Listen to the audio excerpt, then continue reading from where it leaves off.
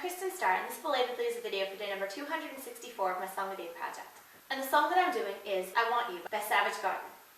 Anytime I need to see your face, I just close my eyes and I'm taken to a place where you're crystal, mine and magenta. Feelings take up shelter in the base of my spine, sweet like a cherry cola. I don't need to try to explain, I just hold on tight, and if it happens again, and I move so slightly to the arms and the lips and the face of the human cannonball that I need to, I want to. Come stand a little bit closer, breathe in and get a bit higher. You'll never know what hits you when I get to you. Ooh, I want you, I don't know if I need you, but ooh, I doubt to find out. Ooh, I want you, I don't know if I need you, but ooh, I doubt to find out. I'm the kind of person who endorses a deep commitment, getting comfy, getting perfect is what I live for. But a look and the smell of perfume, it's like I'm down on the floor and I don't know what I'm in for. Conversation has a time and place in the interaction of a lover and a mate. But the time of talking, using symbols, using words can be likened to a deep sea diver who is swimming with a raincoat. Come stand a little bit closer, breathe in and get a bit higher. You'll never know what hits you when I get to you. Ooh, I want you, I don't know if I need you, but ooh, I doubt to find out. Ooh, I want you, I don't know if I need you, but ooh, I doubt to find out. Anytime I need to see your face, I just close my eyes and I'm taken to a place where you're crystal, mine and magenta. Feelings take up shelter in the base of my spine, sweet like a cherry cola. I don't need to try to explain, I just hold on tight, and if it happens again, I might move so slightly to the arms and the lips and the face of the human cannonball that I need to, I want to. Ooh, I want you, I don't know if I need you, but ooh, I doubt to find out.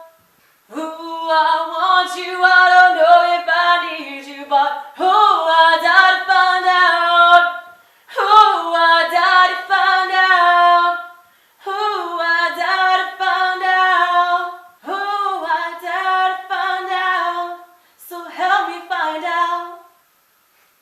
That was my rendition of I Want You by Savage Garden, which a lot of people back in the day referred to as the cherry cola song, or the cherry cola song. But it's called I Want You, not cherry cola. And this is a weird line.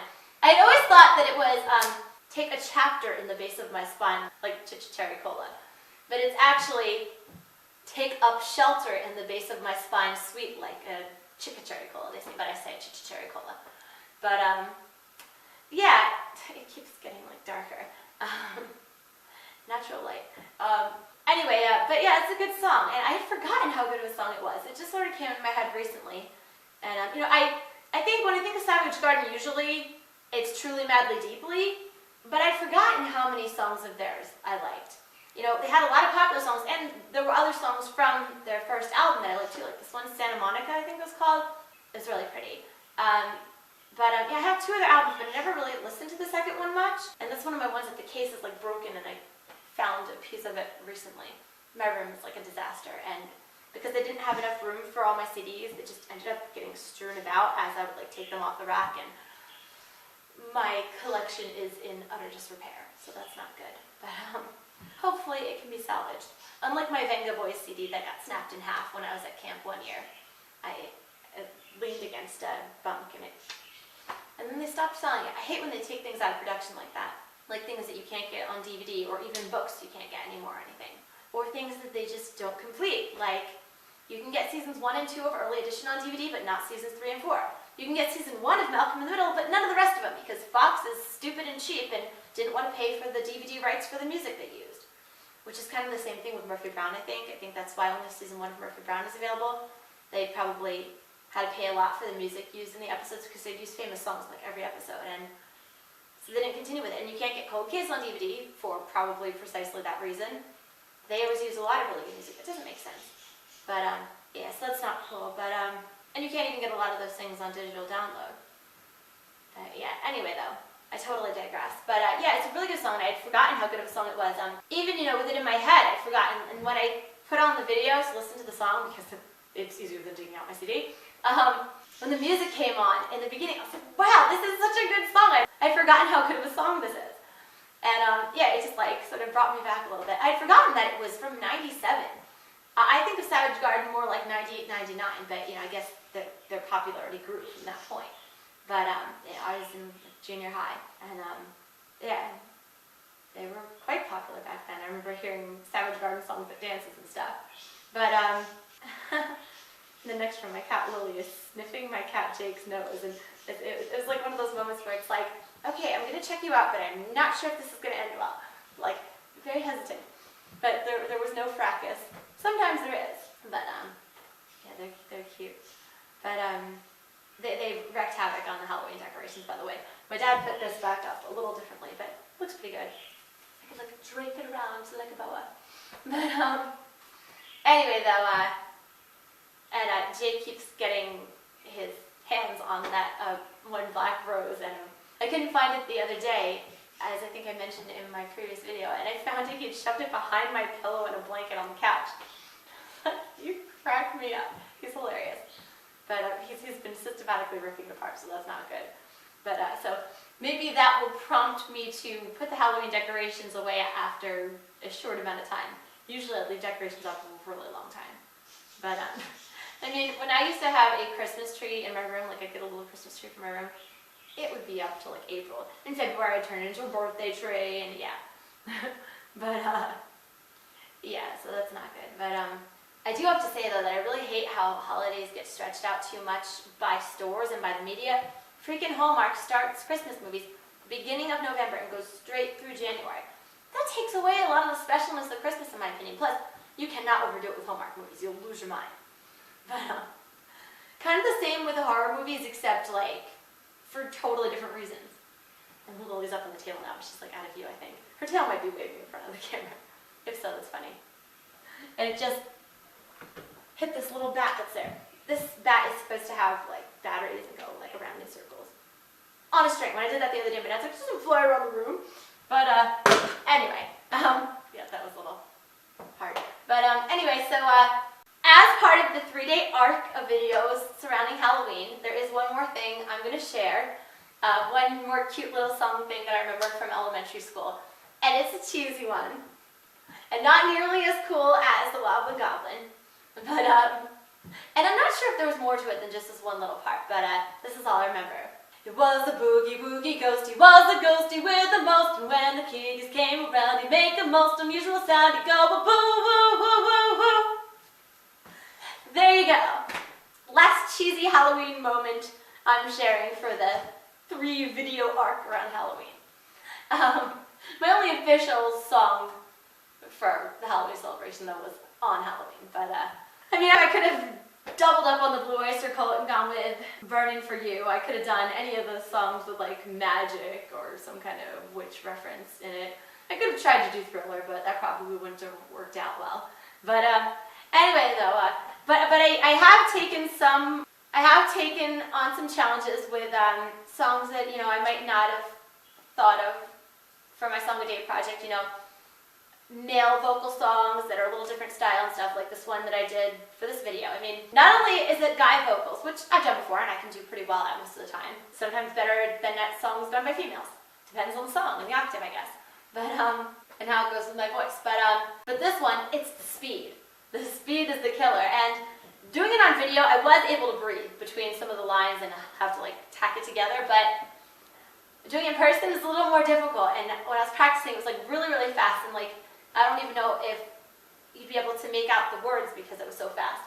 But then again, I'm pretty good at talking fast, as you can hear like I'm doing right now. My friend Steve's mom is a captionist, and upon meeting me, she said something to him about thinking I speak like, I don't know, like 400 words a minute or something. But I think they'd be interested to know how many words a minute I speak. But so would I guess.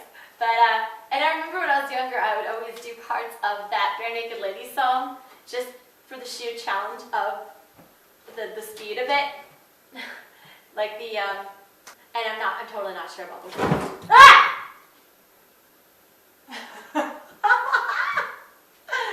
Oh my gosh, these guys give me a fright. That's Halloween appropriate. I'm totally not sure about the words on it.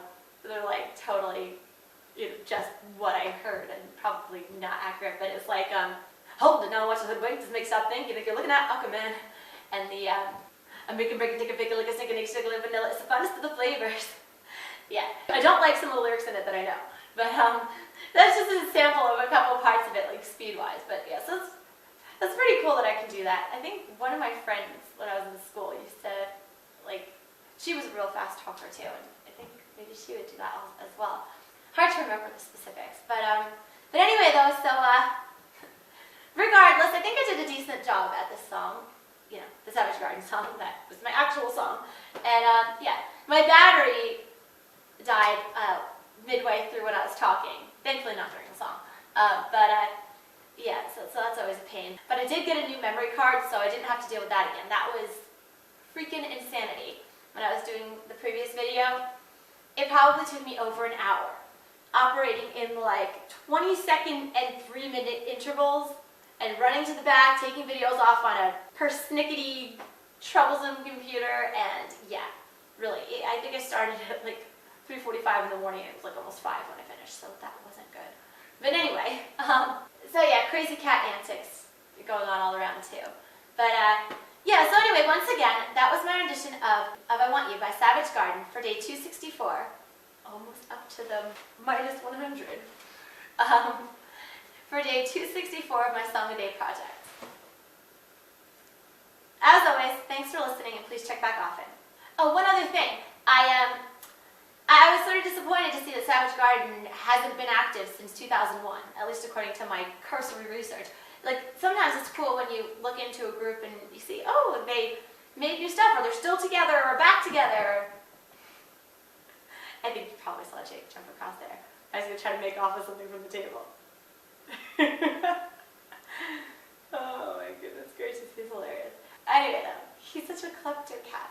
But I keep watching him, he's very entertaining. Anyway though, so I looked into it, and Savage Garden, it said years active until 2001, so I was like, oh man. But they do have a lot of good stuff though. Oh, one other thing. I'm not big on reading because I have like a really short attention span and really bad OCD, so reading is like laborious. But I do enjoy reading sometimes, and so for Halloween this year, I got a book that I've wanted for a really long time, like ever since I found out about it, like maybe 3 years ago. It's Roald Dahl's Book of Ghost Stories, and I was excited at first thinking they were ghost stories by Roald Dahl, but apparently, according to his foreword, he never was able to successfully write a ghost story. But it's ghost stories that he selected out of like hundreds and hundreds, because apparently in the 50s, he wanted to do a ghost story TV show and did like all this work going through like hundreds of ghost stories and picking out just enough for a season of a show, and they filmed the pilot and stuff. Apparently they picked one for the pilot that like offended Roman Catholics because of the subject matter with like this priest and confession and stuff, and so Hollywood put the kibosh on it, and the series never happened. It would have been like totally before its time and like really interesting, but that never happened. But because it never happened, he decided to put together some of what he thought were the best ghost stories into a book. So there's this like anthology of these ghost stories that people wrote that he chose, and so I started that for Halloween, and I read one of them, and it was intense but interesting. So this is pretty exciting, and because they're short stories, it's a lot easier for me to tackle. You know, if I'm trying to read a long book, especially books with long chapters, but there's like no good break-off points, I get like winded and like I lose steam, and then the book ends up like, you know, being, you know, unfinished for years. Like, I'm still stuck on the second Harry Potter. But even though I've seen all the movies, and I'm like obsessed with Harry Potter in that regard. But oh, he's so adorable. One other thing that the Harry Potter thing made me think of. One other thing the Harry Potter reference made me think of. The other day I was on the computer, and I found these really interesting videos on YouTube where people made modernized versions of We Didn't Start the Fire, and in at least 2 of them there were Harry Potter references. But pretty interesting. A lot of creativity and a lot of work went into them. I listened to 3 different versions, and obviously anyone's version would be different because nobody would pick the exact same events in history and entertainment and whatnot. So I always liked the original, but so it was really interesting. You could probably do that for days, though. It seems like a project that a lot of people have taken on. I would have probably never have thought of it, but it was a really cool idea, and there's probably tons of versions on the internet. But anyway, though, I've rambled and rambled on and on way too much. But anyway, so once again, that was my rendition of one more rambling thing I just need to address. I still have not posted any more of my videos at this point that I'm recording this. I'm still at the beginning of October. So, yeah, I've got to get on that and try to get 2 or 3 up a day if I can. If I get 1 or less up a day, I'm never going to come out ahead with that. So I've got to try to get that under control. Especially since we're going to be counting down from 100 soon. Like, very soon. That's kind of exciting. Although, it's still a dauntingly large number, especially since I feel like I'm sort of whittling down the song possibilities as I've been through so many. But, not like there's not infinite possibilities of songs to do. But anyway, I will try to get more caught up in the very near future and hopefully get that under control soon. So I hope people will be patient and not lose interest. And I hope that by the time this is up, I'm in a lot better shape and hopefully not more than a week or 2 behind, if at all. But anyway, so once again, that was my rendition of I Want You by Savage Garden for day 264 of my Song a Day project. As always, thanks for listening and please check back often. I'm Kristin Starr. Peace. And there's the adorable Eduardo. Super cute, but he scared the bagoonies out of me when he knocked that thing over up there.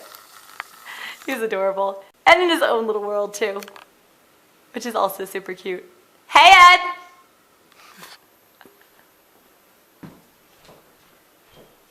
Hey, you!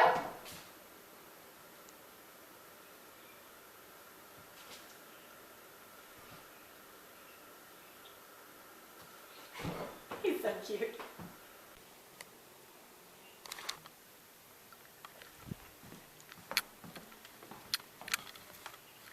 And there's a fire in the wood stove in the basement, so that's very exciting for them. They're not usually looking down there, they're usually just like conked out on the heating grate.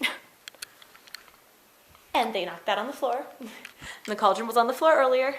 As I said, wreaking havoc on the Halloween decorations. That is adorable with him up there.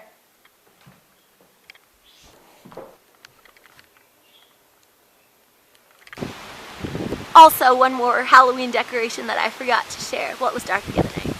So, there.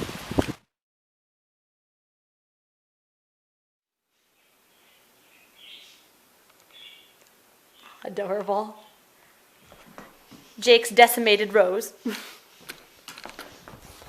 And the other pumpkin and a few library DVDs I've been meaning to watch for Halloween. So that's that, I guess. A further tour of my Halloween decorations. Thanks again for listening. I'm Kristin Starr. Peace.